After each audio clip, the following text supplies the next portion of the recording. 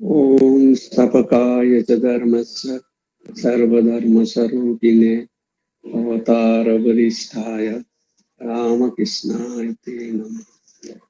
আজকে এই সভাতে যারা জয়েন করেছেন সবাইকে আমার নমস্কার, ভালোবাসা এটি জানাচ্ছি। আজকে যে টপিক এসে লাইনটা তো ইন্ট্রোডাকশনে বলে দিলেন, ঈশ্বরের ইচ্ছা বিনা পাতা নড়ে না। ইচ্ছা, এখানে কিন্তু ইচ্ছা শব্দটা এসছে। আমাদের মধ্যে অনেক কনফিউশন আছে।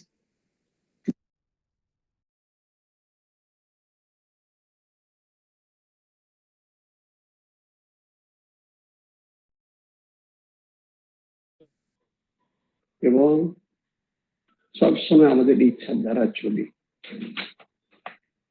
তো কৃপা মনে হবে দুটো শব্দ কাছাকাছি, তা নয়, দুটোর মধ্যে অনেক পার্থক্য আছে। আর এইটাই যদি আমরা ঠিক মতো ভালোভাবে বুঝতে পারি, আমরা আধ্যাত্মিক জীবনে অনেক এগিয়ে যেতে পারি।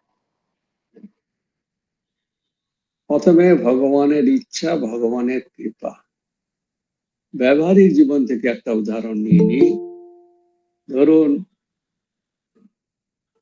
আপনি স্কুলে বা আপনি আপনার মেয়েকে বিয়ে দিচ্ছেন, পছন্দ মতো পেয়ে গেলেন, তখন কি বলেন? মানে আমার ইচ্ছাটা যখন পূরণ হয়ে গেল তখন কিন্তু আমরা বলছি ভগবানের কৃপা। অনেক উদাহরণ আছে, সেটা আপনারা দেখুন, যে এটা হচ্ছে ভগবানের কৃপা, ঈশ্বরের কৃপা। আবার যখন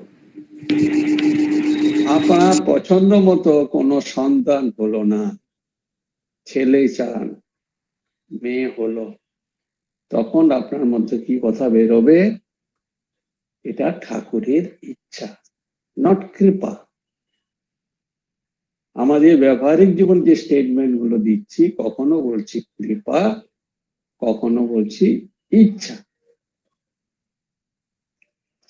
একজন মহাপুরুষ সুন্দর ভাবে বলছেন, ঈশ্বরের কৃপা হচ্ছে আমাদের ইচ্ছাটা যখন পূর্ণ হবে, সেটা হচ্ছে ঈশ্বরের কৃপা।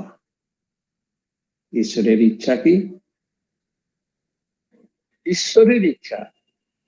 আমাদের ইচ্ছাগুলো যখন পূরণ হবে না, সেটা হচ্ছে ঈশ্বরের ইচ্ছা। এখন এটা পরিষ্কার বোঝা যাচ্ছে, আমাদের অনেক ইচ্ছা পূর্ণ হয়, তখন আমরা আনন্দে ঈশ্বরের কৃপাতে পেয়েছি, ঈশ্বরের কৃপা। যখনই আমাদের ইচ্ছা পূর্ণ হচ্ছে না, তখন আমরা মনকে শান্ত দিই, ঈশ্বরের ইচ্ছা। আপনি চেয়েছিলেন, এক হয়নি, বা পেলেন অন্য কিছু, তখন ঈশ্বর কৃপা বলছে না, আপনি বলছেন না, কারণ এটা আপনার মনোমত হয়নি, ঈশ্বরের মনোমত হয়েছে। সেই জন্য ঈশ্বরের ইচ্ছা বলছে। একটা জিনিস, যখন ঈশ্বরের ইচ্ছার সঙ্গে আমার ইচ্ছা মিলে যাবে, তখন সেটা কৃপা, আনন্দ। যখন আমার ইচ্ছার সঙ্গে ঈশ্বরের ইচ্ছা মিলবে না, ঈশ্বর দেবে না। এটাই তো নিয়ম। প্রথমেই বলেছি, আমার ইচ্ছা পূর্ণ না হলে সেটা হচ্ছে ইচ্ছা। তার মানে ঈশ্বর ইচ্ছা করে দিচ্ছে না। ইচ্ছা করলে দিতে পারত না, দিচ্ছে না, কারণ সেই ইচ্ছা আপনাকে পূরণ করতে দিচ্ছে না। আমরা দেখতে পাই, জীবনে যখন সাফল্য পাই, চাকরি পেলে কি আনন্দ, ঈশ্বরের কি কৃপা। যখন না পেলাম, তখন হয়ে গেল ঈশ্বরের ইচ্ছা আর ডিপ্রেশন। কারণ ডিপ্রেশন আসবে। কেউ যদি জিজ্ঞেস করে কি হলো, কি করব, আমার কপাল, ঈশ্বরের ইচ্ছা তাই ছিল, তাই এরকম হলো। These are the statements. তো যখন এর মধ্যে একটা কথা এসে যাচ্ছে, ঈশ্বর সর্বমঙ্গলময়, তারপর উনি বললেন যে ঈশ্বরের ইচ্ছা ছাড়া একটা পাতাও নড়ে না। কন্ট্রাডিকশন হয়ে যাচ্ছে। আমাদের ব্যবহারিক জীবনে ঈশ্বর সর্বমঙ্গলময়, এটা সিদ্ধান্ত শাস্ত্রের কথা, তাই এটা সত্য, কিন্তু সত্যটা মেনে নিতে পারছি না। আমাদের জীবনে দেখতে পাচ্ছি সর্বমঙ্গলময় নয়, কোন সময় মঙ্গলময়, আমার ইচ্ছাটা পূর্ণ হচ্ছে, কোন সময় হচ্ছে না। তাহলে কন্ট্রাডিকশন এসে যাচ্ছে। ঈশ্বর তো কোনোদিন কারোর ক্ষতি চায় না, এটাই তো আমরা জেনে এসছি। আর এই সর্বমঙ্গলময় শব্দটা আমরা কোনোভাবে বোঝার চেষ্টা করিনি।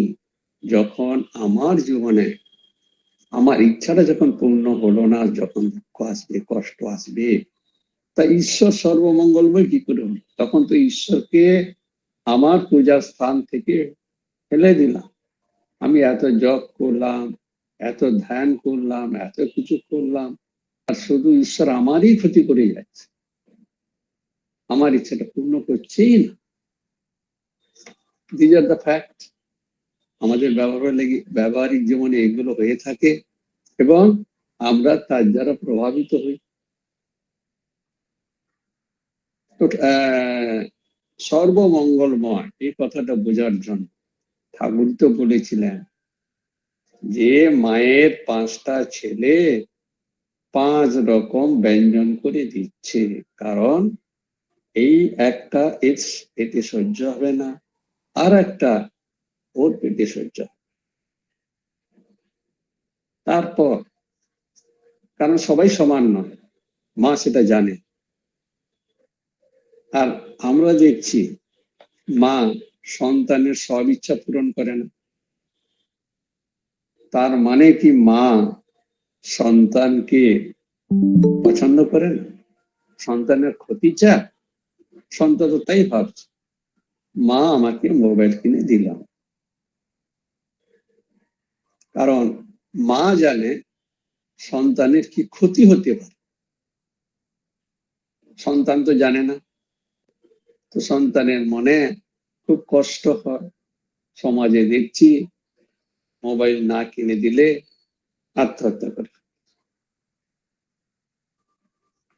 কিন্তু তারা ভাবছে না, সেই এটা নেই, মা তো কোনোদিন সন্তানের অমঙ্গল চায়, মঙ্গল চায়।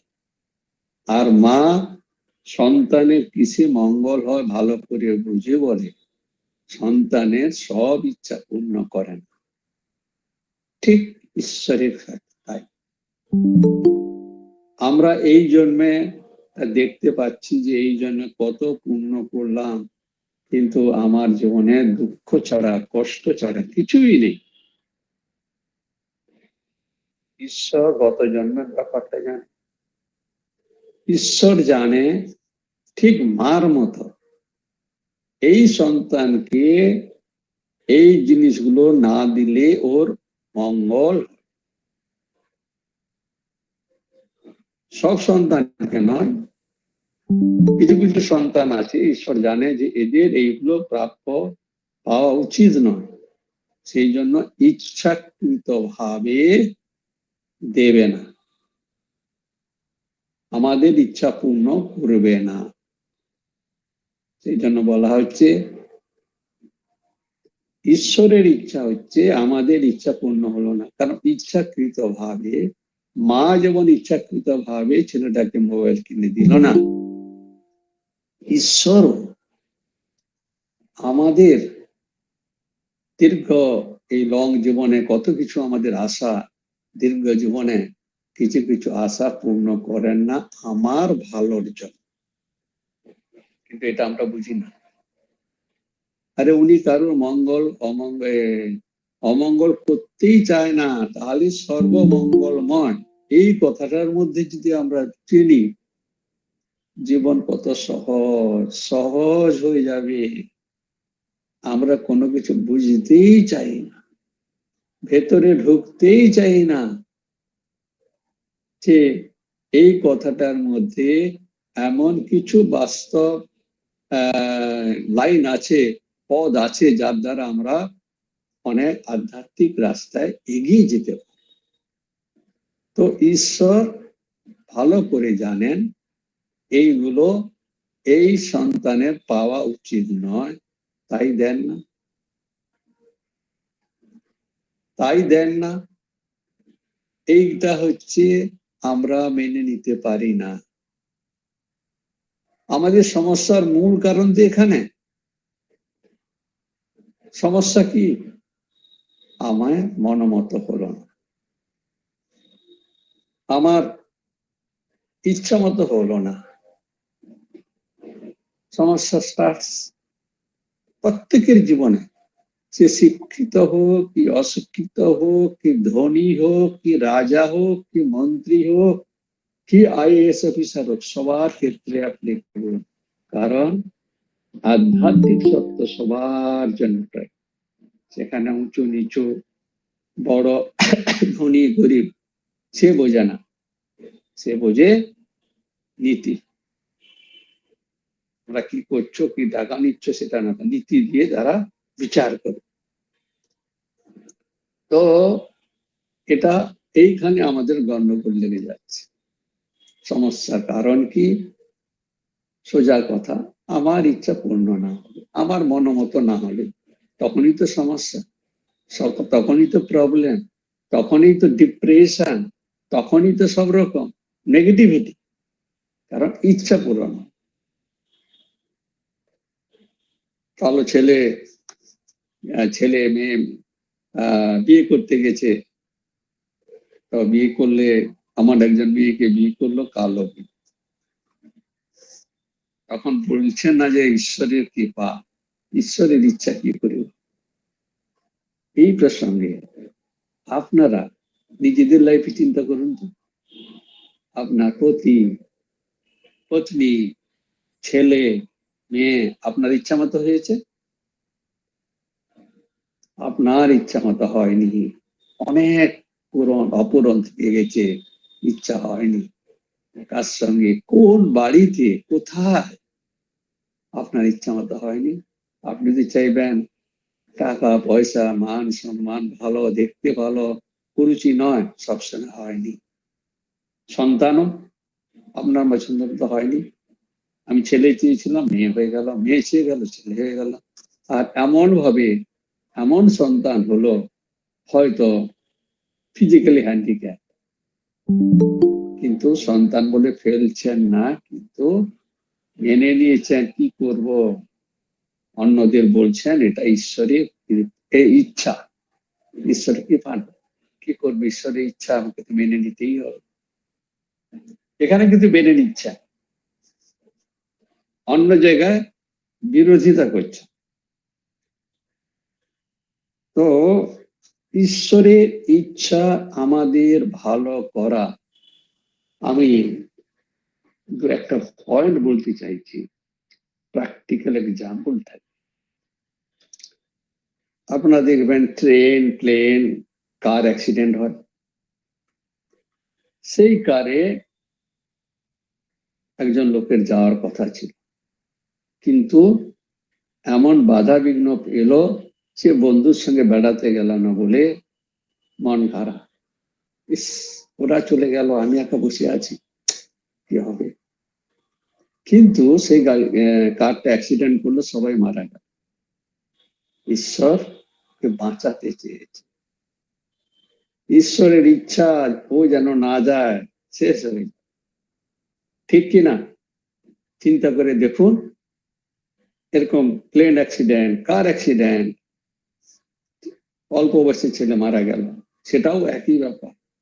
এই একই সলিউশন, যে না, এই অল্প বয়সের ছেলেটা ওর ফ্যামিলি থেকে, বাবা মার কাছ থেকে তুলে নিতে হবে, কেন? আপনার ভালোর জন্য, যেটা আমরা জানি না। নাহলে ঈশ্বর সর্বমঙ্গলময় হবে কি করে? তা নাহলে একটু আগেই তো শুধু ইন্ট্রোডাকশনে ঈশ্বরের ইচ্ছা বিনা একটা পাতা নড়েন।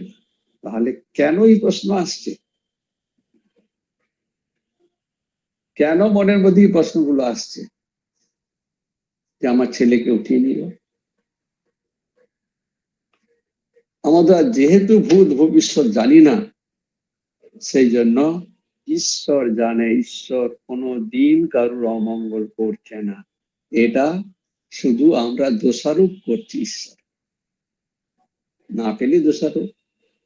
আমার বন্ধু পেয়ে গেল, আমি পেলাম না, দোষারোপ।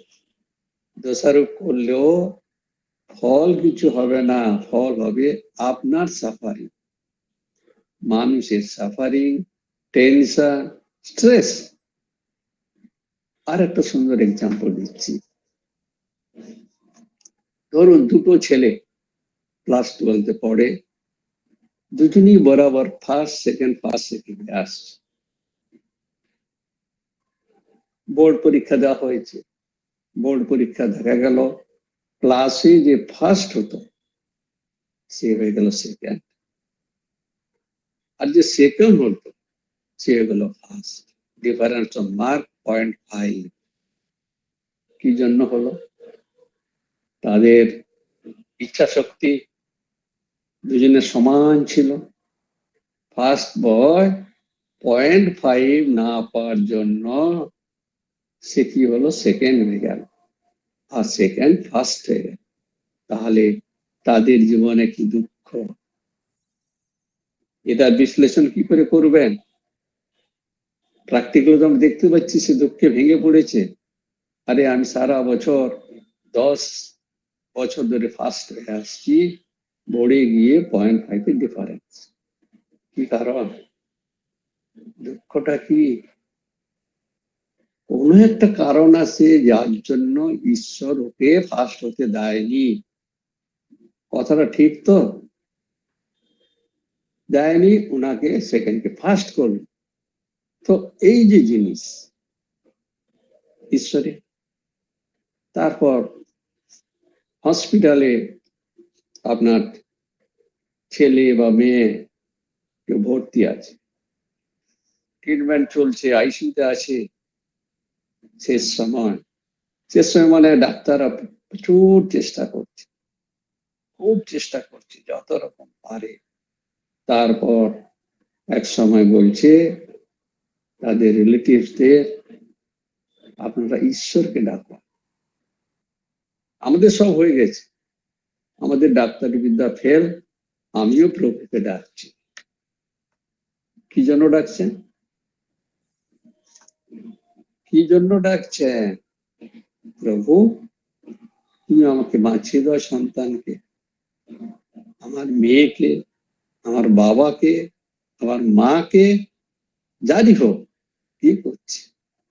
সেখানেও আবার আমাদের বিদ্যা বুদ্ধি, ডাক্তারকে তো আমরা ভগবান বলি, ডাক্তারও ফেল। কি হবে কেউ যায় না, না অনিষ্ট, বাঁচতেও পারে মরতেও পারে। এখানে কার হাত?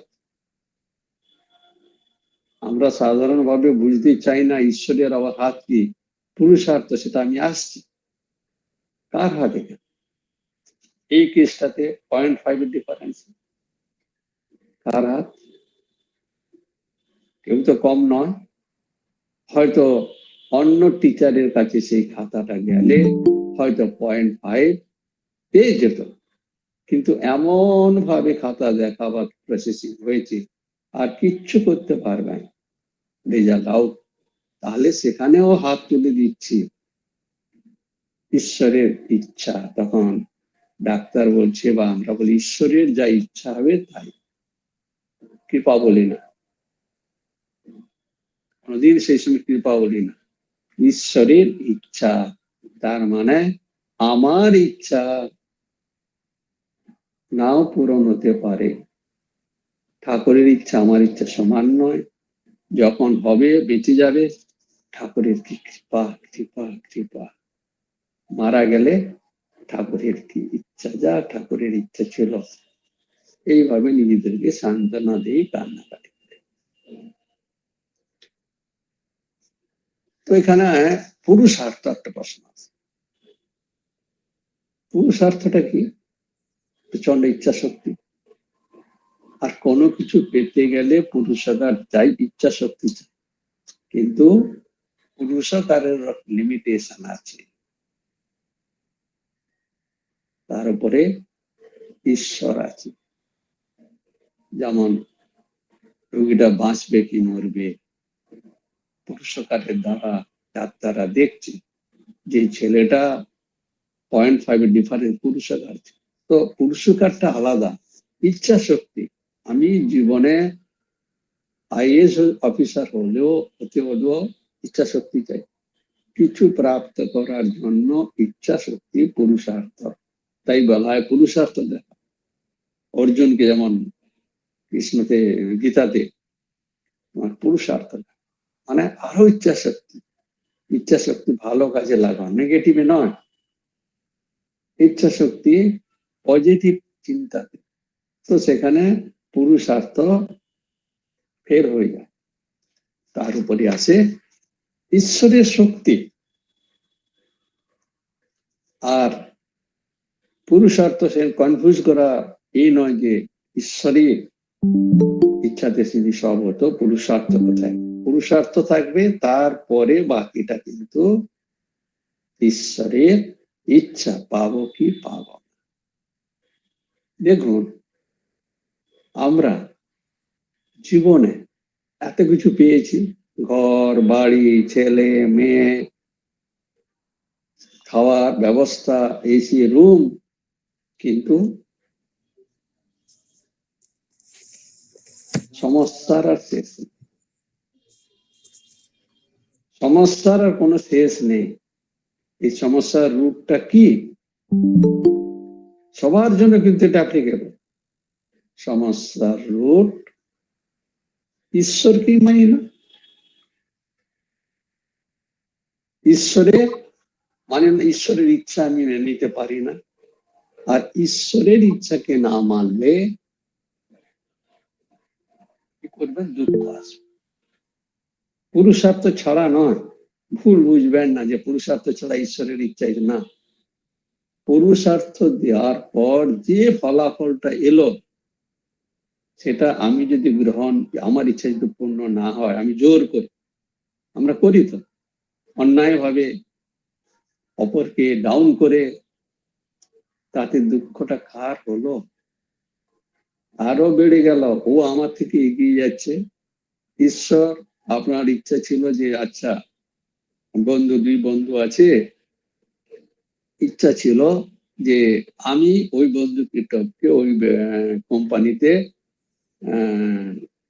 চেয়ারটা নিয়ে নেব, কিন্তু আমার ওই বন্ধু নিয়ে নিয়েছে। তখন আমি কি করলাম? নিজের ইচ্ছাকে পূর্ণ করার জন্য আমরা কি করি? অন্যায়ের রাস্তা নেই। স্ক্যান্ডেল, প্রত্যেকের মানুষের কম বেশি ভুল ত্রুটি, কিছু কিছু দোষ থাকে, সবার সামনে দোষারোপ করছে। আরে জানেন এই করেছে, জানেন এই করেছে, জানেন এই করেছে। এটা কি হচ্ছে? আমার ইচ্ছাটিকে পূর্ণ করার। এতে এই যে আপনি দোষারোপ করছেন, ভেতরে কি শান্তি আছে? আরো বেশি অশান্তি এসে। কারণ ঠাকুরের ইচ্ছাটাকে কিছুতেই মেনে নিতে পারছেন না। আমাদের ম্যাক্সিমাম লোকের এইখানে পতন হয়ে যাচ্ছে। যদিও তারা রেগুলার দীক্ষা নিয়েছে, জব ধ্যান করছে, কিছু করছে, কিন্তু তার ইচ্ছাটা ছাড়া যে হয় না, সেটা নিজেদেরকে বুঝতে হবে। তখন সমস্যা সমাধান হয়ে যাবে। সমস্যাটা এখানে, আর কিচ্ছু নয়। চিন্তা ভাবনা করে দেখুন, কারণ এই লাইনে আপনারা চিন্তা করেন কিনা জানি না। আমি যেখানে যা ক্লাস নেই, তাদের এই লাইনে চিন্তা করার আছে, ভেতরে চলে যাওয়া, একদম ভেতরে গিয়ে কি মানেটা, উপর উপর তারা করে না। তো এটা চিন্তা করে দেখবেন যে এর কারণ হচ্ছে ঈশ্বরের ইচ্ছা না মেনে আমরা অন্যায় করি, ঈশ্বরের ইচ্ছা না মেনে আমরা ভুল পথে চালিত। আমি সেই ভুল পথে চালিত হলে দুঃখটা কার বেশি হবে? টেনশনটা ভেতরে আপনি জ্বলবেন না ও জ্বলবে? জ্বলনটা কিন্তু আমার বেশি হবে, কারণ আমি ঈশ্বরের ইচ্ছাটা মেনে নিতে পারলাম। ঈশ্বর কি? আমি মালিক, আমি করব। গীতা তো আপনারা সবাই পড়েন। গীতার প্রথম পেজে কি আছে? ছবিটাতে কি আছে?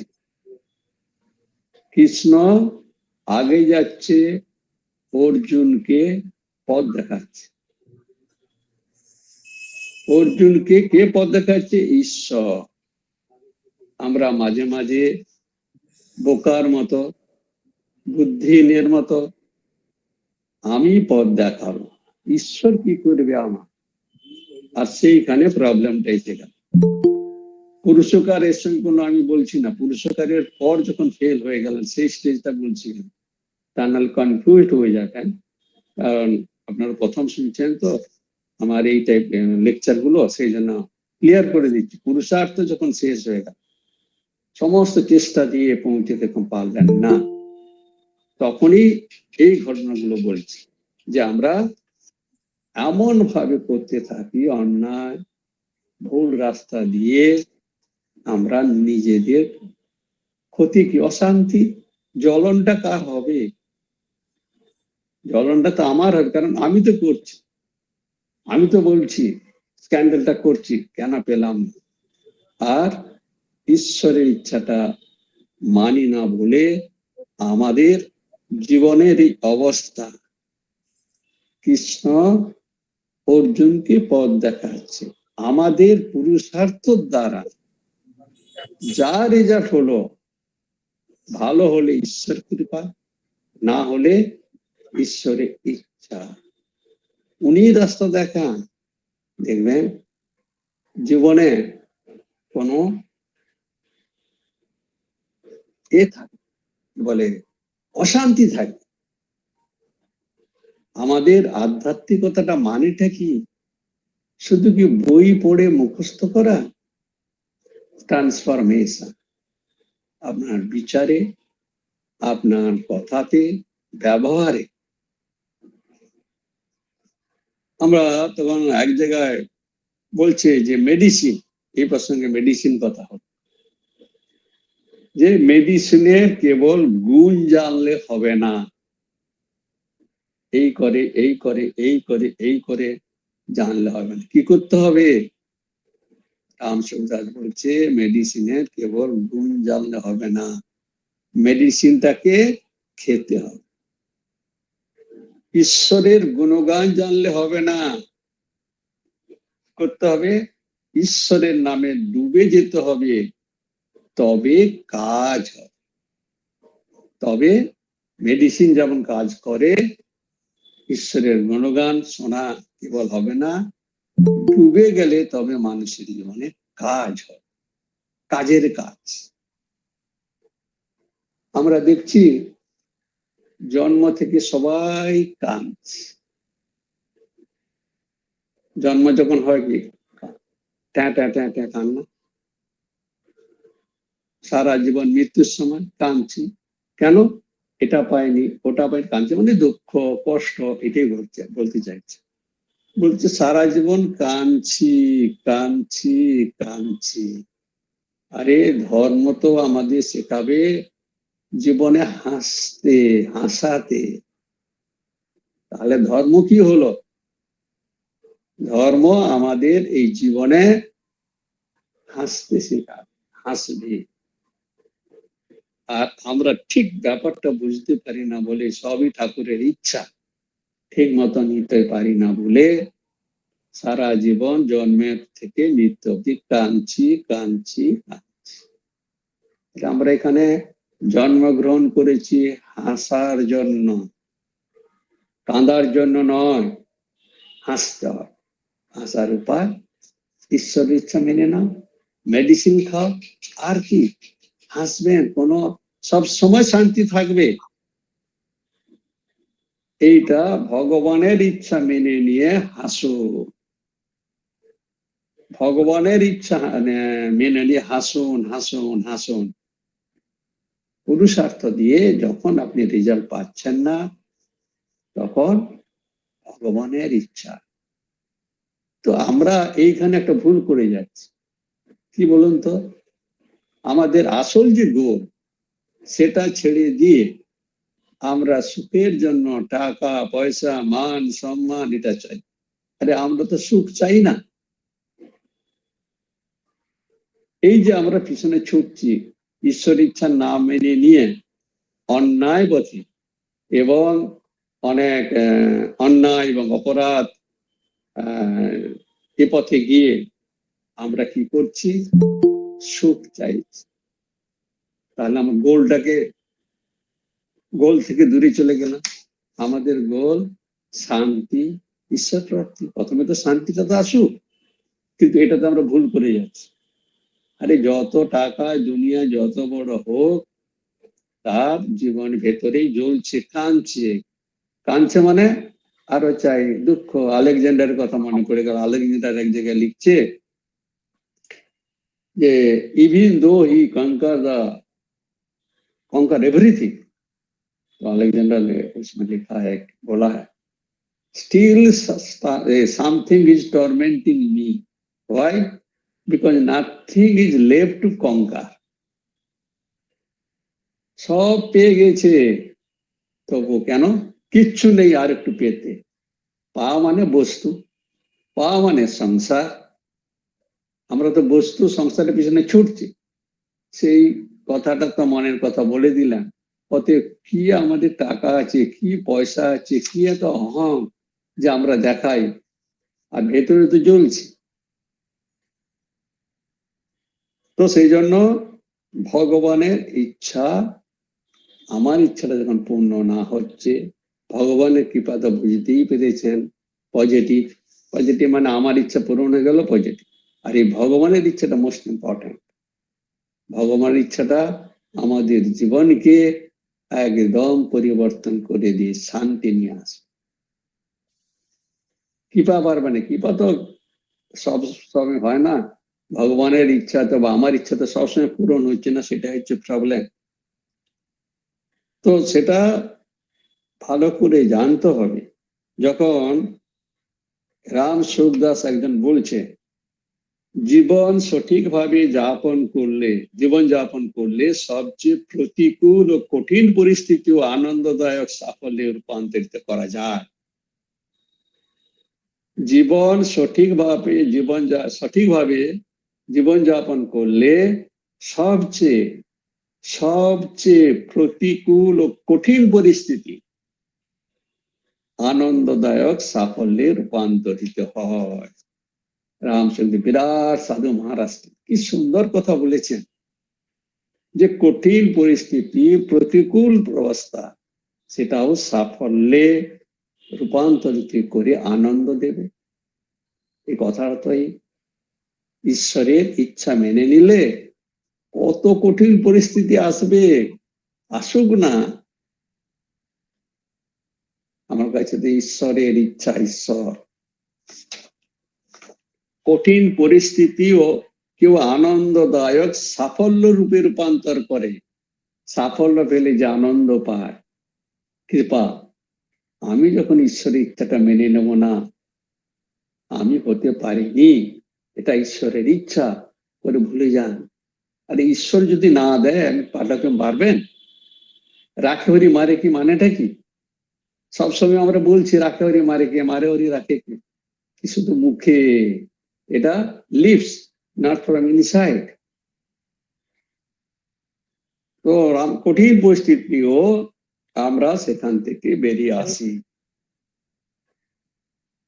এরপরে আর একটা পয়েন্ট আসছে এই প্রসঙ্গে, কারণ অনেক কোশ্চেন উঠতে পারে প্রথমবার শুনছেন। মানে অনেকে হয়তো আছেন আমার এগুলো ধাতস্থ, আমি কিভাবে দিই, যারা এখানে প্রথমবার শুনছে তাদের অনেক কিছু পয়েন্ট আসতে পারে, সেই জন্য আমি একটু একটু করে টাচ করে দিচ্ছি, যাতে সেই সন্দেহগুলো না আসে। একটা করে দিলাম পুরস্কার। তো আর একটা হচ্ছে আমরা কি করছি,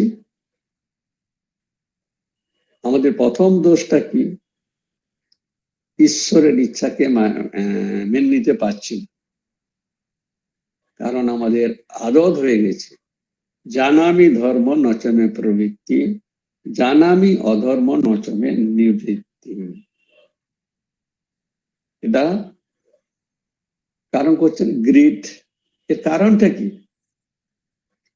সেই জন্য বলছি there is no difference between beggar and rich man, greed is there. লোভের জন্যই তো ঈশ্বরের ইচ্ছাটাকে অমান্য করে জোর করে পাওয়ার চেষ্টা করছি। কি কারণটা কি? সমস্যার কারণটা কি? লোভ। ঈশ্বরকে ইচ্ছা মানলাম না, এই সমস্যা ক্রিয়েট।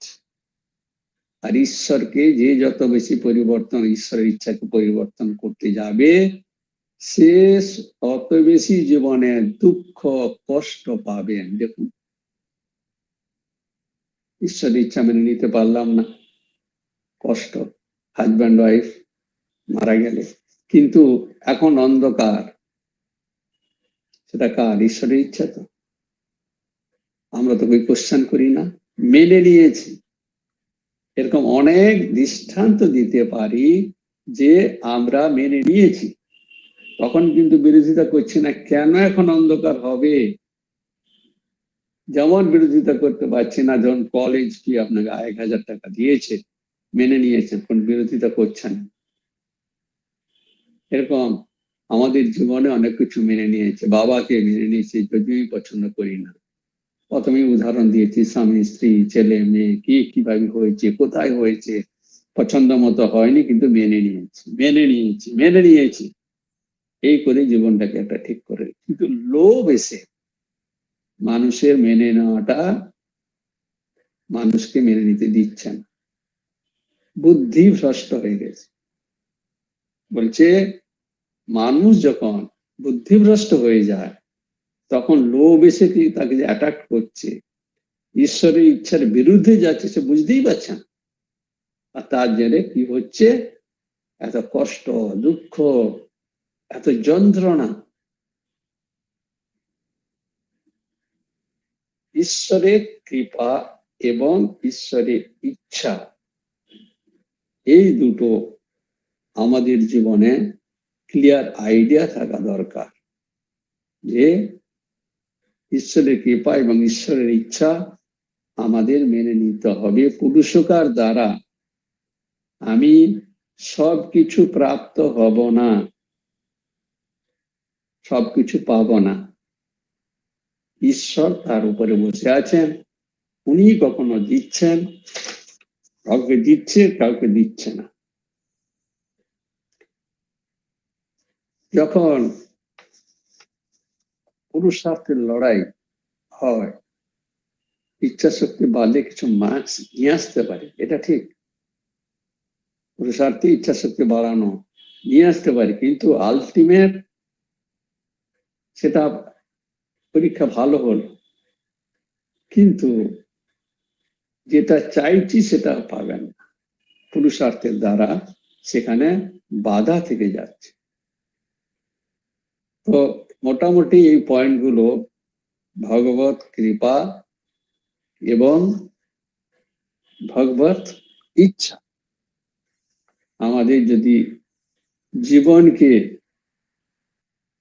সুন্দর, ডিপ্রেশন ফ্রি, অশান্তি শূন্য শান্তি পেতে চাই, ঈশ্বরের ইচ্ছা মেনে নেওয়া। বুদ্ধিমান তারাই তো বুদ্ধিমান। এই যে যারা স্পিরিচুয়াল প্র্যাকটিস করছেন, অনেকে দেখবেন এগিয়ে গেছে, তারা সবচেয়ে বেশি বুদ্ধিমান। তারা কি করে? যেটা দেখছে, যেটা হচ্ছে না, ঈশ্বরের ইচ্ছা বলে মেনে নিয়ে ব্যাস আনন্দে আছে। আর তখন ওই অন্যায় পথে, লোভবশত অন্যায় করা, নীতিহীন করা, এসব কাজ করবে না। তারাই বুদ্ধিমান। বুদ্ধি, সেই জন্য একটু বুদ্ধি লাগান যে আমাদেরকে এসে কে আমাদেরকে ডিস্টার্ব করছে? জীবন তো আপনার হাতে,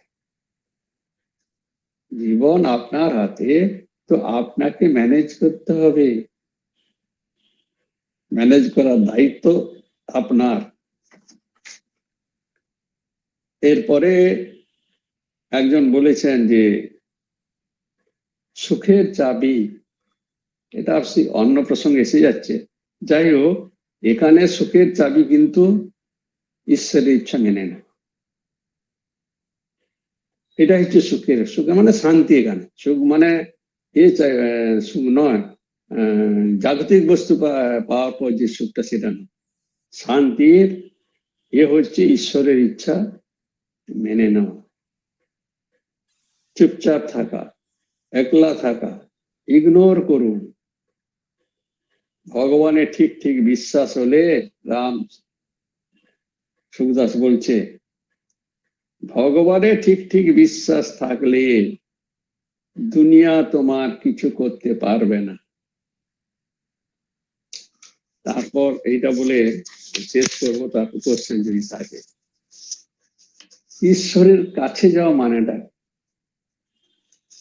যে আমরা ঈশ্বর, এই যে আমরা আলোচনা করছি, সৎসঙ্গ করছি, প্রেরণা পাচ্ছি, ঈশ্বরের কাছাকাছি যাওয়া।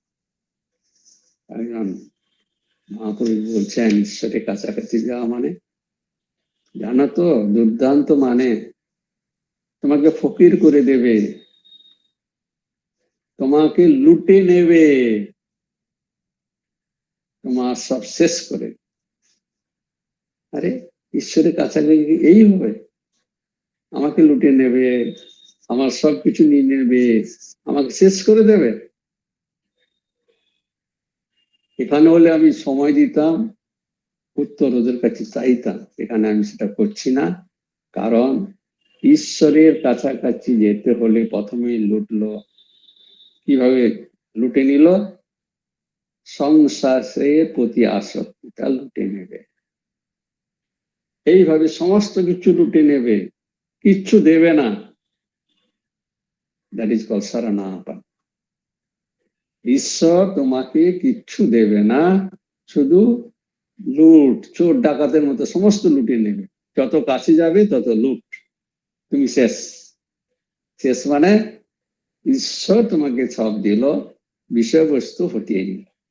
এই হচ্ছে মান।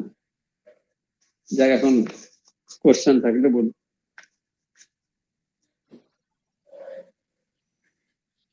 মহারাজ, আপনি বললেন যে জীবন আমরা ম্যানেজ করতে পারি। তো যদি ঈশ্বরের ইচ্ছেই সবকিছু হয়, তাহলে আমাদের তো ম্যানেজমেন্টে কিছু নেই মহারাজ। রেগুলার প্রতি মুহূর্তে তিনি যেমন চালাবেন তাই তো চলতে হবে। এই যে আপনার ছেলেকে ক্লাস 4-এ পড়ছে বা 10-এ পড়ছে, ভালো মার্কস যদি না পায়, আপনি কি করেন? টিচারকে কাছে দেন। তাহলে প্রথমেই কি বলেছি, যা কিছু প্রাপ্ত করতে হবে পুরস্কারের দ্বারা, পুরস্কারের পরে যে রেজাল্ট গুলো হচ্ছে এই ডিসকাশন। আপনি যে রুট থেকে আবার জিজ্ঞেস করলেন, পুরস্কার আমি বলে দিয়েছি, একটু উদাহরণটা দিলাম। আপনার ছেলেকে তাহলে যা ইচ্ছা, ঈশ্বরের ইচ্ছা ছেড়ে দিন, তা তো হয়নি, তা তো হয় না। সেই জন্য পুরস্কার তো চাই।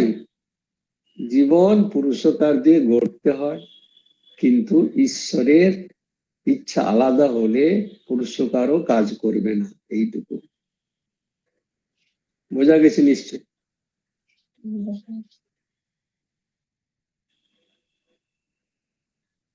চেষ্টা চালিয়ে যেতে হবে, চেষ্টার পরে যেগুলো রেজাল্ট গুলো আসছে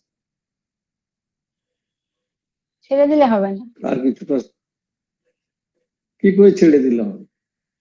ছেলেকে কতবার পড়াচ্ছেন, তবে এই যে বিচারধারাগুলোর মধ্যে কনসিস্টেন্সি নেই।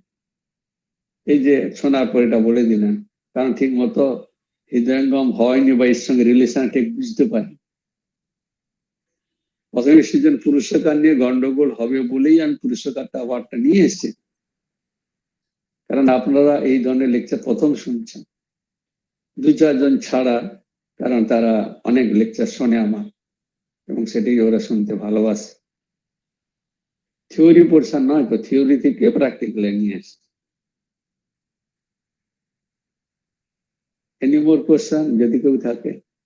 পুরস্কারের দ্বারা পুরস্কার যখন ফেল হয়ে যাচ্ছে, আমি কি দিলাম উদাহরণগুলো, আমি জানি মিস কনফারেন্স কনসেপশন এসে যাবে, কারণ এই ধরনের লেকচার আমার প্রথম শুনছেন। আর যে উদাহরণটা দিলাম কি, ডাক্তার হাত ছেড়ে দিল, তা পুরস্কার সেখানেই শেষ? তখন তো ঈশ্বরের উপর আছে, ঈশ্বর যা করবে সেটাই মেনে নিচ্ছেন, এন্ড অফ পুরস্কার। পুরস্কার যে করবো না তা নয়, আমি চেষ্টা চালিয়ে যাব, কিন্তু সেখানে ফেলিওর হয়ে গেলে তখনই এটা আসবে। যেমন ডাক্তারের উদাহরণটা দিয়েছি, কোরিলেট করুন, অ্যান্সার পেয়ে যাবে। আমি সমস্ত উদাহরণ দিয়ে বুঝিয়ে দিয়েছি, কোরিলেট করলে সমস্ত ডাউট চলে যাবে।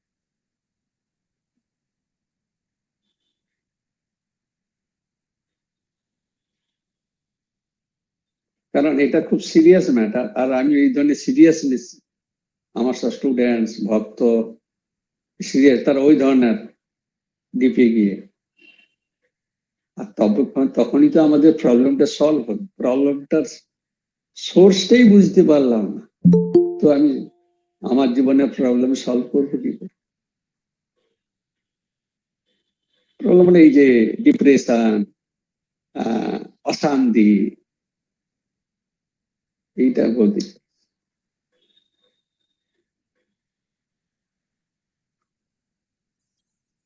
সুহাস চক্রবর্তী, দাদা ভাই আপনি মহারাজজির কাছে কোনো প্রশ্ন থাকলে রাখতে পারেন। হ্যালো, হ্যাঁ শোনা যাচ্ছে, বলুন। হ্যালো, হ্যাঁ, যেটা স্বামীজি, আমি একজন চিকিৎসক, কিন্তু আমি সাইকিয়াট্রিস্ট নই। আপনি খুব ভালো বলেছেন, আপনাকে অনেক অনেক ধন্যবাদ। যেটা আপনি বলছিলেন সেটা হচ্ছে যদি আমাদের প্রাপ্তিযোগ হয় তাহলে সেটা ভগবানের আশীর্বাদ, যদি প্রাপ্তিযোগ না হয় তাহলে ভগবানের ইচ্ছা। আমরা যারা আমাদের সাইকিয়াট্রিস্ট বন্ধুরা আছেন তারা এটাকে ইগো ডিফেন্স মেকানিজম বলেন। ইগো ডিফেন্স মেকানিজম হচ্ছে মানুষ যাতে মানিয়ে নিতে পারে,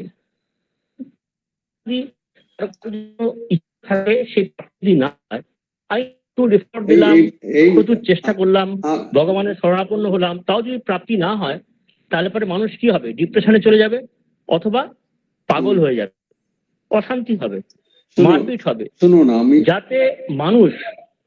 যাতে মানুষ মেনে নেয়, যা যা যেটুকুনি পেলাম সেটুকুনি যাতে মেনে নেয়, মানিয়ে নিতে পারে, সেই জন্যে ব্রেনের ভেতরে, আমাদের প্রত্যেকের ভেতরে একটা ইগো ডিফেন্স মেকানিজম আছে।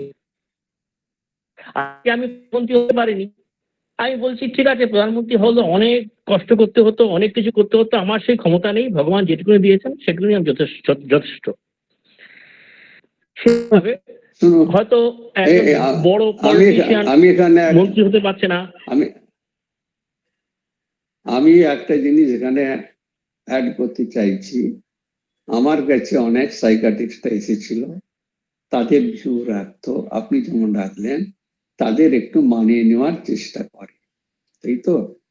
আচ্ছা, একজন মানুষ সাইকিয়াট্রিস্ট বা এই ধরনের প্রবলেম কখন সৃষ্টি হচ্ছে? যখন তার চাহিদাটা এত বেশি, আলটিমেটলি এত বেশি যন্ত্রণা, চাহিদাটা পূরণ হয়নি বলে এই যে আমরা সমাজে দেখছি ইয়াং ছেলেমেয়েরা ডিভোর্স হচ্ছে, সে সহ্য করতে পারছে না, তখন কি করে? মদ খায়, বিড়ি খায়, সিগারেট খায়, কি পারপাস? সেটা ভোলার জন্য। রুটটা এখানে কেন? আমি বিভিন্ন এতে সাইকিয়াট্রিস্ট এখানে বা এই যে সমাজে চলছে, মেদিনীপুরে যেতাম, আগরতলাতে যাচ্ছি, যে কি করে এদেরকে করা যায়, মানানো যায়, বা তাদের জীবন ইমপ্রুভ করা যায়।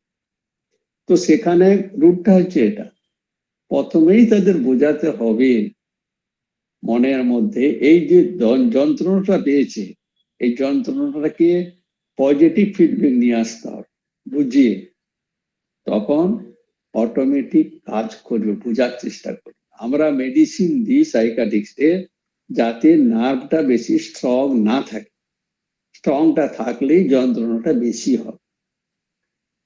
এই বোঝানো, কিছু হিলিং, হাতে রকম পারপাসটা হচ্ছে এটা। তো তাকে বোঝানো, তার যে নেগেটিভিটি এসেছে সেটা যে জীবনে কিছুই নয়, এবং সেটা তাকে আস্তে আস্তে এক্সাম্পল দিয়ে বুঝিয়ে দিলে দেখবেন সে সলভ হয়ে যাবে। আমি অনেক ছেলে মেয়েদের, ইয়াং ছেলে মেয়েদের, ওই যে দিল্লির কথা বললো, বোম্বের কথা, বোম্বে তো প্রচুর আসতো, বোম্বে সাইকাট্রিক্স ডাক্তারও আসতো, যে আপনার টিপস গুলো আমার ক্লাস অ্যাটেন্ড করতো। তো এটা ঠিকই আপনি যেটা বলেছেন, কিন্তু আমি তো একদম রুটে গিয়ে কারণটা দেখে সেইভাবে সলিউশনটা দিই, যেটা সাইকাট্রিক্সটা যায় না, তো রুট কজটা দেখে না, তার তো সুপারফিশিয়াল এই হয়েছে, আচ্ছা এইভাবে বলো, আস্তে আস্তে করলো, বা চোখের মধ্যে এর মধ্যে আমাদের ডাইভার্সন অফ দ্য মাইন্ড করে দেয়। Diversion of the mind is not the solution. এই যে আমরা তো ডাইভার্সন করি, তো এত যন্ত্রণা, চলো চলো একটু ঘুরে আসি, ঘুরে আসা মানেটা কি, মনটা ডাইভার্সন হয়ে গেল ব্যাস। কিন্তু ডাইভার্সনটা তো সলিউশন এলো না, কিছুক্ষণের জন্য তৃপ্তি পেল। সেই জন্য প্যারাসিটামল, যে পেইন কিলার, আমাদের এই যে সাধু সঙ্গ, যে পেইন কিলার, পেইন কিলার কিছুক্ষণের জন্য একটা ভালো কথা শুনলাম, তারপরে যে রোগটা ছিল সেটা করে, ঠিক কি না? বুঝতে পেরেছেন নিশ্চয়ই? অবশ্যই অবশ্যই, হ্যাঁ, অবশ্যই অবশ্যই। পেন হিলার বা পেন কিলার, ঠিক আছে, একই ব্যাপার। তো এটা এইভাবে মহাপুরুষরা এই করেছে, যে আমাদের কোথাও কিন্তু ভুল হচ্ছে। এই যে আমরা এক জায়গায় থাকতে পারছি না, চলো ঘুরে আসি, তীর্থস্থান নাম করে কোথায় যাচ্ছে, কি করছে, এটা diversion of the mind for time being. তাহলে সংসারে সেই যন্ত্রণাটা ভুলে থাকলো, ভালো লাগলো, ফিরে এসে ভালো লাগলো, খুব ভালো লাগলো, ব্যাস 15 দিন, তারপরে যেই গেছে, কারণ রোগটা তো থেকে গেছে। স্পিরিচুয়ালিটি, acceptance সেটা নিয়ে and submission towards the Almighty, এই তিনটে জিনিস আমাদের মনে হয় খুব এসেনশিয়াল। এটা তো একটু বড় কথা হয়ে গেল। ঈশ্বরের ইচ্ছা এই যে প্রমাণ করে দিলাম, তো প্র্যাকটিস করুন না, বাড়িতেই দেব, কাল থেকে সুখ আনন্দ পাবেন। এত স্পিরিচুয়াল বড় বড় ওয়ার্ড দিয়ে দরকার নেই, কারণ ওগুলো তো টেকনিক্যাল ওয়ার্ড। যারা এসব জানে না, সাধারণ লোক বলে তাই তো ঈশ্বরের ইচ্ছা, আমি মেনে নিই, দ্যাট ইজ স্পিরিচুয়ালিটি। এই ছোট ছোট কাজের মধ্যে স্পিরিচুয়ালিটি আছে। স্পিরিচুয়ালিটি বই পড়লে হয় না। সমস্ত বড় বড় একজন বলছেন যে আমরা স্কুলে যাই কি করতে, প্রেরণা নেওয়ার জন্য।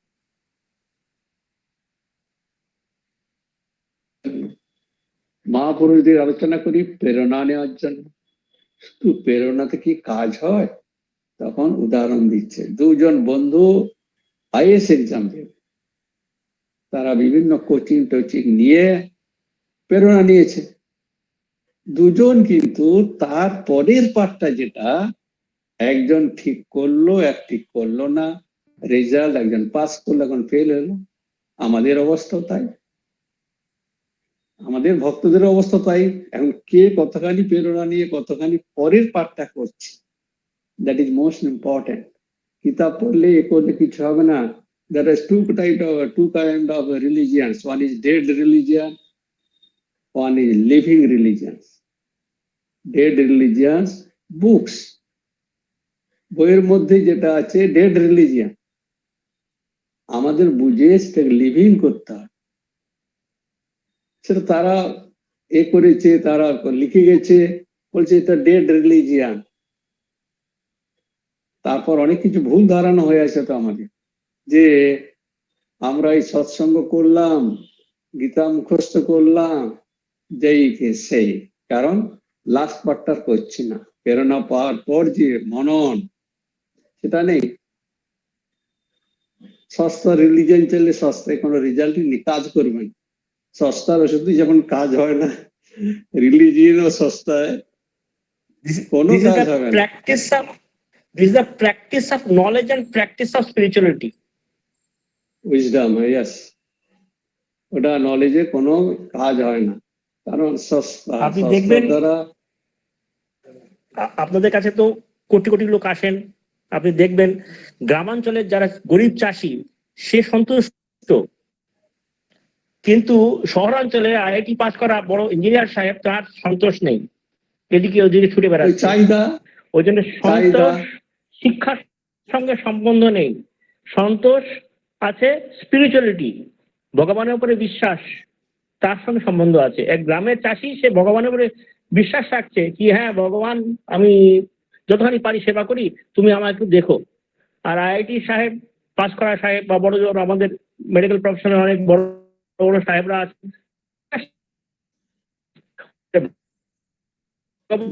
আর কিছু কোশ্চেন আছে কিনা? এবং ভগবান নতুন ইচ্ছাকে কিছু মেনে কোশ্চেন নেওয়াটা। আছে? কোশ্চেন আছে আর কিছু? না, আমার এই বক্তব্য ছিল, আমি আপনার সঙ্গে শেয়ার করলাম। ধন্যবাদ। না না, এটা তো ভালো লেগেছে, করলাম তো এতক্ষণ, সেই জন্য তো কথা বললাম এবং আমি কিছু নতুন পয়েন্ট বললাম, এটা ঠিক আছে। এগুলো বক্তব্য থাকলে জিজ্ঞেস করলে ক্লারিটি এসে যায়। এই যে ক্লারিটি গুলো এসছে, তখন ক্লারিটি এলে মানুষ তখন সেটা ফলো করে। না আরো যদি কেউ অন্য কোশ্চেন থাকে সেই জন্য বলবো।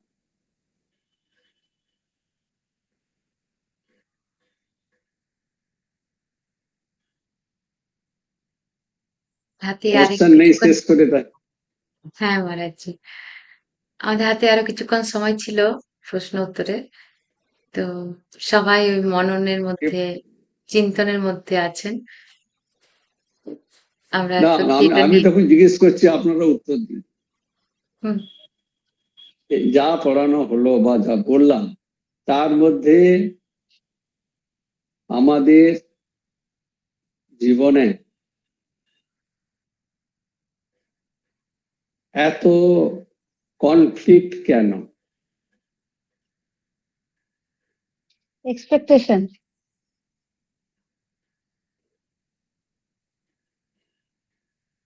মহারাজ, যে আশা, আমরা কিছু একটা আশা করি তাই আমাদের এত কনফ্লিক্ট। বুঝে নিয়েছি। আর কেউ? হ্যাঁ এটাই কামনা বাসনা। ঠাকুর যে আমাদের ঠাকুরের ইচ্ছাকে মেনে নিচ্ছি না বলে এত কষ্ট পাচ্ছি। ঠাকুরের এই ইচ্ছাকে যদি মেনে নিই এতক্ষণে আপনার কথা মতো, তাহলে আর কষ্ট পাবো না। এতক্ষণে আজকে ডিসকাশনে উনি ধরতে পেরেছে বাসনার তো আছে। ঈশ্বরের ইচ্ছাটা মানছি না, সেই জন্য তো বাসনা। তাহলে আমাদের কনফ্লিক্টটা বন্ধ হয়ে যাবে, আমরা মানে শান্তিতে এবং হাসতে পারবো যখন ঈশ্বরের ইচ্ছাটা মেনে নেব। আর আমরা জীবনে কি পেতে চাই?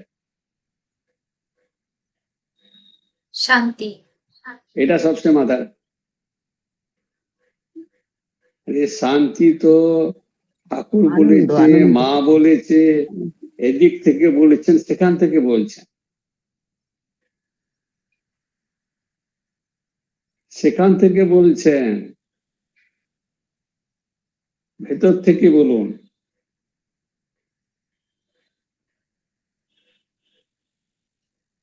আমরা জীবনে কি পেতে চাই? এই যে বিয়ে করলাম, ছেলে হলো, সংসার হলো, বিয়ে হলো, হ্যাঁ বলুন। আনন্দ, সমস্ত কিছুর মধ্যে আনন্দ পাওয়াটাই মানুষের একটা বিরাট আকাঙ্ক্ষা, আনন্দ পাওয়া।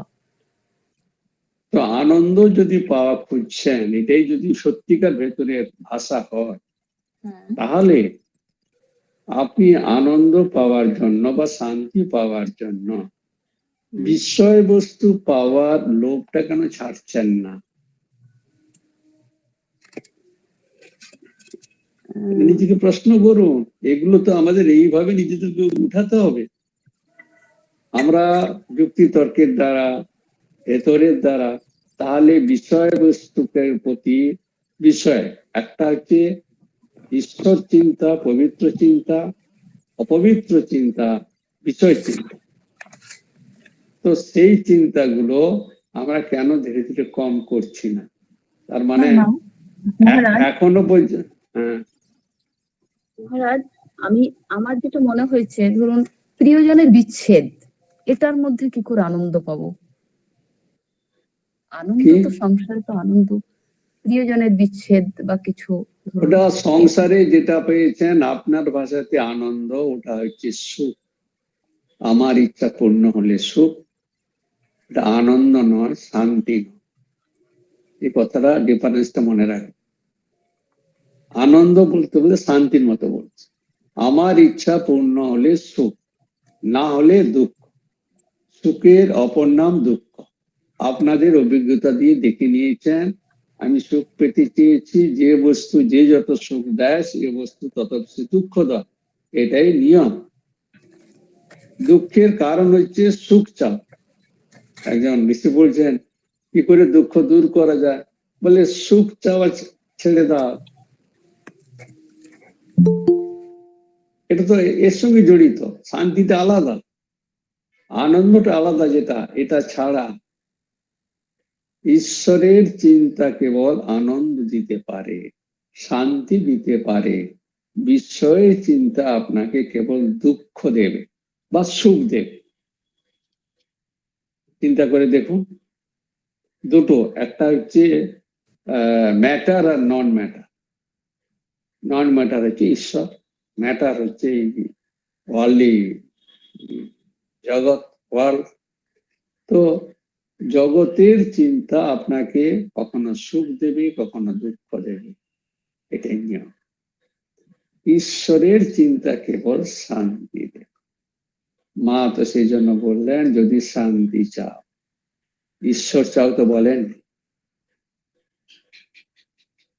আমাদের ভেতরের কিতা শান্তি, শান্তির সঙ্গে সুখ দুঃখ আলাদা। আমি এটা বোঝানোর জন্য সুখ দুঃখ এবং শান্তিটা কি, দেখুন মানুষের জীবনে সুখ আসে, ধরুন আপনার মেয়ের বিয়ে হবে, কি আনন্দ, মনোমতো পাত্র পেয়ে গেছেন, 1 মাস 2 মাস আনন্দ, এখানে কার্ড দিতে হবে, এখানে দিতে হবে, ওখানে দিতে হবে, করছেন।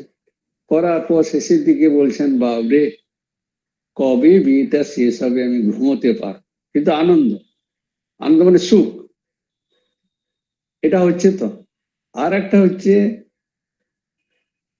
সুখে কি মনের অস্থিরতা, দুঃখেও মনের অস্থিরতা। টাইম নেই বলে তো আমি শর্ট করে দিচ্ছি। তাহলে সুখেও মনের অস্থিরতা, দুঃখেও মনের অস্থিরতা, এটা বোঝা গেছে কিনা? সুখ মানেই মনের অস্থিরতা, কিন্তু সেই অস্থিরতা আমাকে সুখ দেয়। কারণ আমি সাকসেস হলাম বা আমার মেয়ে বিয়ে হবে, সুখ দেবে না, কিন্তু মনের অস্থিরতা তো আছে। আর দুঃখ মনের অস্থিরতা, সেটা তো বলারই দরকার নেই। কি পয়েন্টটা বুঝতে পেরেছেন? হ্যাঁ কি না বলুন। হ্যাঁ হ্যাঁ হ্যাঁ মহারাজ। হ্যাঁ মহারাজ।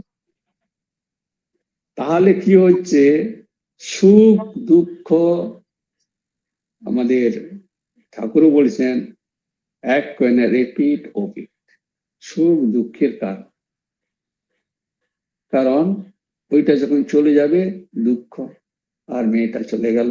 যাই হোক, সার্টেন পয়েন্ট হচ্ছে সুখ মনের অস্থিরতা, দুঃখ মনের অস্থিরতা। কিন্তু আমরা মনের অস্থিরতা চাই না, সেটা হচ্ছে মাইনাস অস্থিরতা, কিন্তু শান্তি। সেই জন্য ঈশ্বরের কথা শুনলে বিষয় চিন্তা কমে যায়, মনের অস্থিরতা কম হয়, শান্তি পাই। সেই জন্য মন্দিরে আসি। বাড়ি থেকে বহু লোকজন এসেছে বিদেশ থেকে, বলে বা তোমরা থাকো, আমি 1 ঘন্টার জন্য মন্দির থেকে আসছি।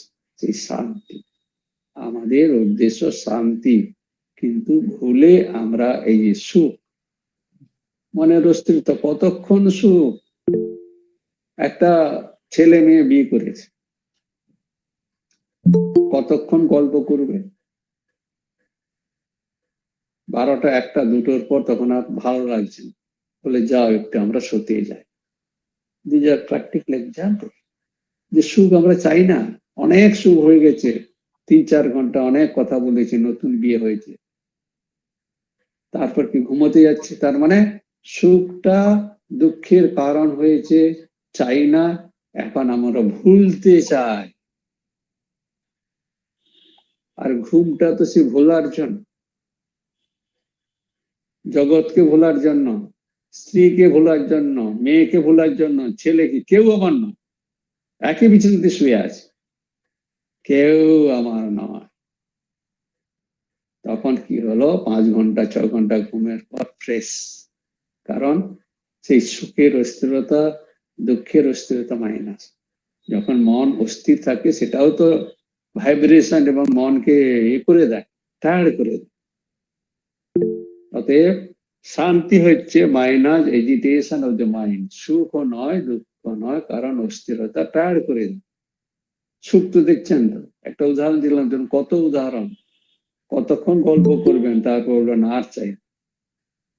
তাহলে সুখ অনেকক্ষণ হয়ে গেলে আর চাই না আসবে কেন?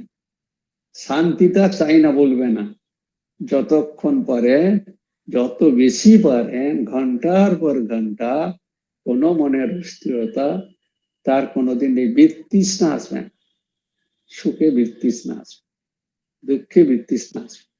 অনেক পয়েন্ট আছে, আমি যে শর্ট করে বললাম যাতে আমরা বুঝতে পারি। এটাতে 1 ঘন্টা 1.5 ঘন্টা ক্লাস। হ্যাঁ বলুন। আমি বলছি মহারাজ, যতই আপনি বলুন, বাস্তবটা বড় কঠিন। বাস্তব জিনিসটা শুনুন, এই যে বলে দিলেন আইএএস অফিসার হতে গেলে সবার সম্ভব নয়, কঠিন। আরে কঠিন বলে সত্যটাকে তো নামানো যাবে না, সেই জন্য করো নাহলে মরো, করো নাহলে মরো। যতই আপনার কাছে শুনছি মনটা ঠিক আছে, কিন্তু তারপরে এই ছেলে মেয়ে স্ত্রী সবাইকে নিয়ে যখন এক জায়গায় থাকতে হবে, এইটাই যদি যখন করতে হবে, কথাটা হচ্ছে, তখন এই বাস্তবে পৌঁছে যাচ্ছি আমরা। এই বাস্তবটা বড়ই কঠিন। শুনুন, আমি তো কি বলে দিলাম, আপনার কাছে বাস্তব করা মুশকিল, আপনার ফ্রিডম আছে তো। আমি তো সে যে করুন নাহলে মরুন, সবাই যে করবে এমন তো কিছু মানে নেই, সবাই যে স্পিরিচুয়াল হবে এমন তো কিছু মানে নেই। কতজন দীক্ষা নিচ্ছে, তার মানে এই নয় যে স্পিরিচুয়ালিটি সত্যতার কোনো ভ্যালু নেই।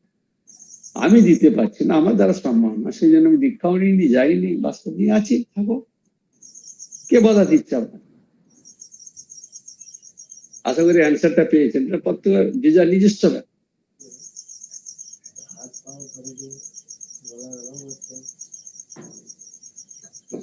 ওই মহারাজ, ঈশ্বরের কৃপা থাকলে এগিয়ে যাব, শেষে এইভাবেই নিজেকে সান্ত্বনা করব, চেষ্টা করবো আর তার কৃপার ভরসায় বসে থাকবো, তার ইচ্ছে হলেই এগিয়ে যাব। ব্যাস, আপনার ক্ষেত্রেই সলিউশন ঠিক আছে। প্রণাম মহারাজ। অপরের ক্ষেত্রে হ্যাঁ বলুন। বলছি সব থেকে ভালো সুখটাও যেমন ঈশ্বরের দান, দুঃখটাও যদি ঈশ্বরের দান, এটা ভেবে চলি তাহলে মনে হয় সব থেকে ভালো। সেটা আপনার মত, এটা করলে যদি শান্তি পান খুব ভালো কথা। আমার তো সেটাই মনে হয়। আমার মনে হয় মহারাজ, সুখটা যেমন তিনি দিচ্ছেন, দুঃখটা যখন দিচ্ছে তখন হয়তো আমরা দুঃখ পাচ্ছি, কিন্তু আমাদেরকে তিনি তৈরি করছেন, মানে দুঃখটা পাওয়ার মতো মনটাকে তৈরিও করছেন, আর এরপরে যে সুখ আসবে, মানে আলো অন্ধকারের ব্যাপারটা যেমন সেই রকম আর কি। আপনারা সিদ্ধান্ত থেকে নিচে নেমে এসে কথাগুলো বলছেন, কিন্তু সিদ্ধান্ত যেটা আমি বলেছি সেটাই সত্য। যে যেখানে দাঁড়িয়ে আছেন সে সেখানে নিয়ে কম্প্রোমাইজ করে চলবে, তাতে ক্ষতিটা কি আছে? যেতে হতো ওখানে। আপনার ক্ষেত্রে ঠিক আছে, আমি সুখ দুঃখ ঈশ্বর ইচ্ছা মেনে নিলাম, মানুন, কেউ তো বাধা দিচ্ছে না, কিন্তু তাই বলে সত্যটাকে নিচে নামানো যাবে না, ওখানেই যেতে হবে। আলটিমেট সিদ্ধান্ত ঈশ্বরের মন থাকলে তবে আনন্দে থাকবেন, শান্তিতে থাকবেন। কিভাবে নিয়ে আসবেন, কিভাবে করবেন, প্রত্যেকে আনা সম্ভব কিনা সেটাও তো আবার ডিফিকাল্টিজ আছে। যে যার এ অনুযায়ী চলবে, সংস্কার অনুযায়ী, বা এই যে বলছেন বাস্তবটাকে মেনে না ভুলে যা কঠিন, ঠিক আছে, সেটা আপনার জন্য। কিন্তু তাই বলে যে স্পিরিচুয়াল ট্রুথ সেটাকে নিচে নামানো যাবে না, একদিন না একদিন ওইখানে যেতে হবে। আশা করি বোঝা গেছে। আজকে নাহলে কালকে একদম। যাবো, আমি এইভাবে চলছি, এই পথেই আমার ভালো। ঠিক আছে,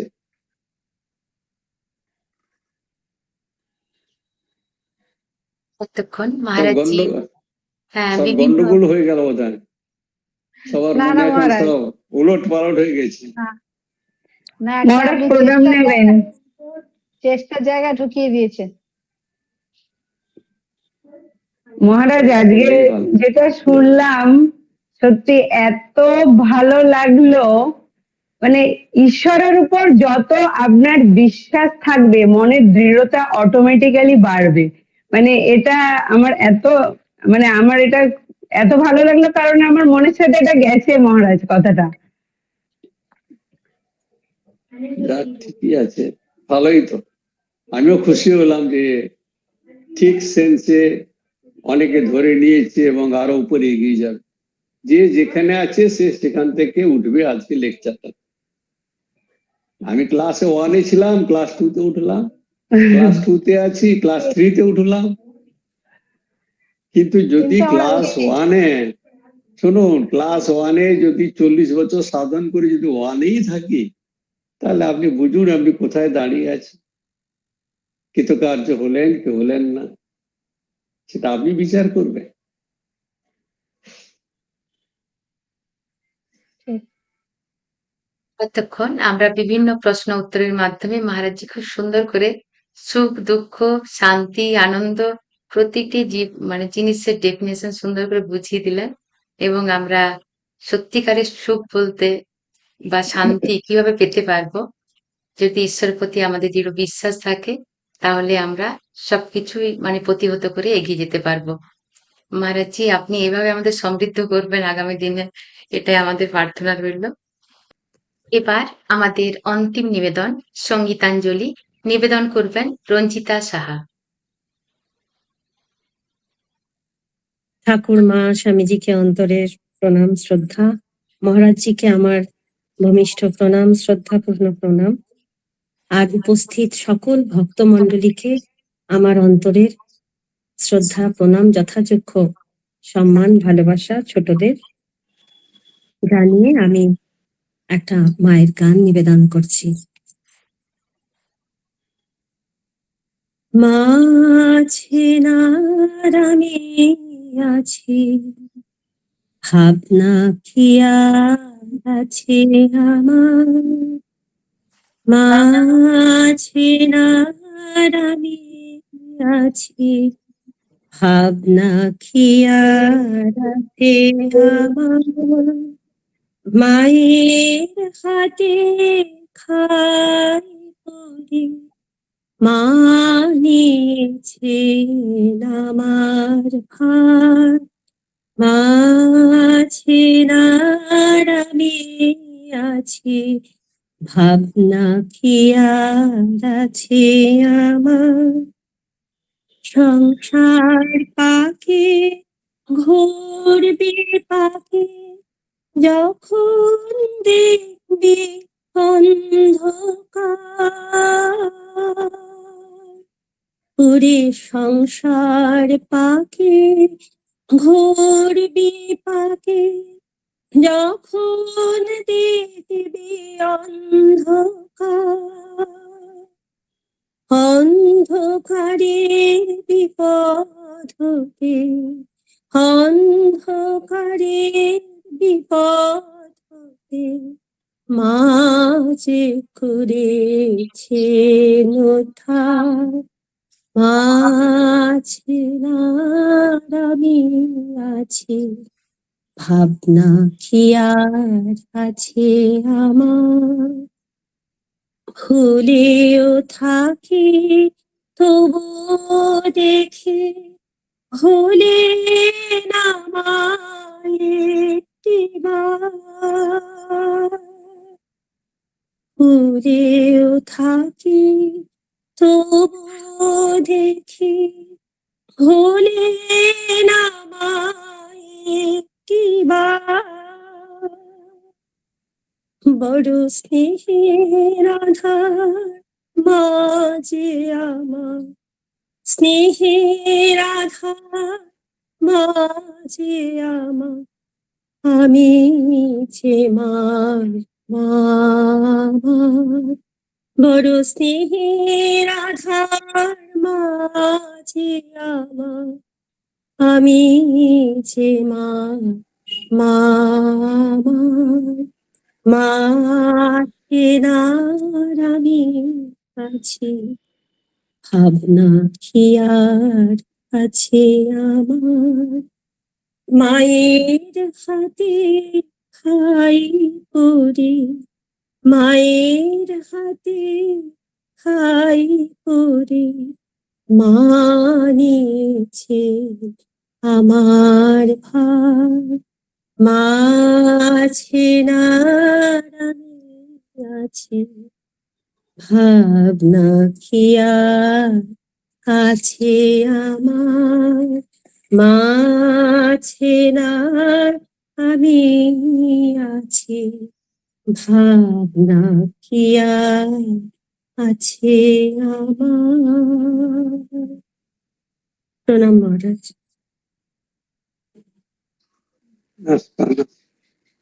ঠিক আছে, মহারাজজি সশ্রদ্ধ প্রণাম নেবেন।